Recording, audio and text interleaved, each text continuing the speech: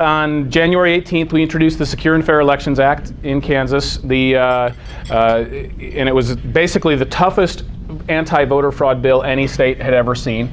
And it included photo ID when you vote in person at the polls, equivalent protection when you vote by mail, so that you have to have your signature verified before the county will send you an absentee ballot, and you have to send in your full driver's license number or a photocopy of a qualifying photo ID with your advanced ballot application. And then the third part was proof of citizenship when you register to vote. No other state in America had done those three things. 3 months later, on April 18th, Governor Brownback signed the bill into law, and what was before just sort of a theory, a dream that a state could actually do everything possible to secure the vote, was now a reality. And Kansas adopted the SAFE Act, and it is amazing. We are the #1 state.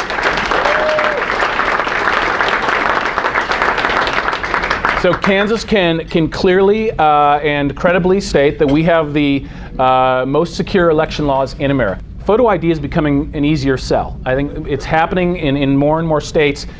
We only had 4 states going into this legislative session. Kansas passed the bill. Now and we were the first one, and I think that gave an impetus to Texas, Wisconsin, Tennessee, South Carolina, and Alabama. 5 states came right after Gates. And then Alabama, I'm happy to say, not only passed a photo ID law, they passed a proof of citizenship law, which is the tougher, that's the harder hill to climb in terms of a state legislative bill. And not only did they do that, they copied the Kansas SAFE Act word for word. They struck out the name of Kansas, and put in the name of Alabama. It's pretty interesting. There is a concerted attack at the national level by the left-wing Democrats. I noticed among those 14, you didn't see people like Claire McCaskill, who know that they're going to be fighting for their life soon, or Nelson in Nebraska. You don't see Democrats like that who actually are trying to appeal to middle-of-the-road or conservative voters.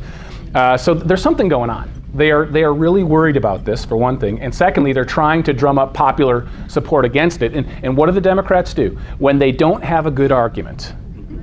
Well, it must be racist then. Oh, yeah. If there's some way that they can claim that it's racist to do something that Republicans are doing, they'll claim it. And so their argument is that, and I think the argument itself is somewhat racially biased, their argument is that people who are not white are less likely to have a photo ID. And statistically, that's just not true.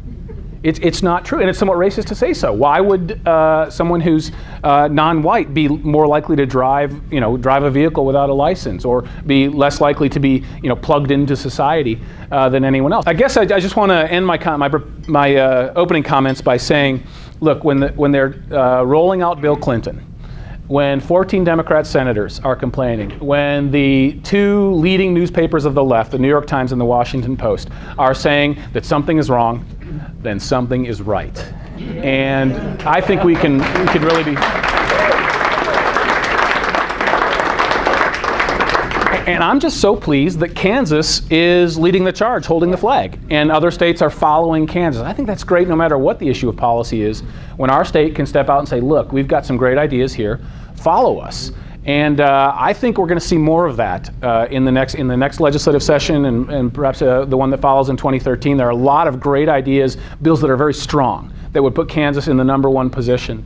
And I hope we can get those passed, and Kansas continue to be a leader for the United States. And I think we'll see, the more we see Bill Clinton criticizing us, the better off we are.